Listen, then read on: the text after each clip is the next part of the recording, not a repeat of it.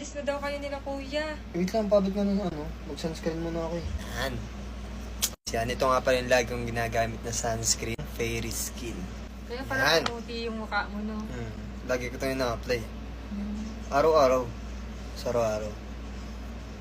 Yan, lagi kong na-apply ito guys. Ay.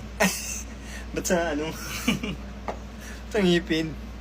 Napakaganda talaga ng sunscreen na to. At dito kayo mag-check out guys kay LV kasi legit talaga siya. Siyempre, yung marami iba... na kasing fake ngayon. dami kasing fake. Ito kahit dami mo itong sunscreen na ito, yung bilis nilang i-blend. Ganda na sa balat guys. Ang ginagawa ko minsan, di ba ganito? Binababad ko siya ganyan bago matulog. Ginaganto ko talaga siya. Kasi ang ganda na sa balat eh. Tapos pagigising ako sa umaga, parang may matubig. Ang Tawag doon? Hindi na kasi siya sunscreen kasi nakaka-moisturize din siya ng skin.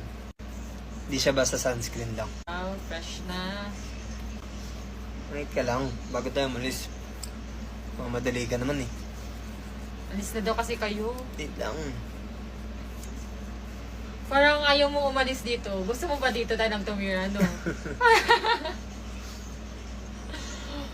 Ikaw na lang tagahugas ang pinggan namin. Sa bagay wala na kaming yaya eh. Ikaw na lang kaya kunin namin yaya. Atake. Okay na. Let's go na.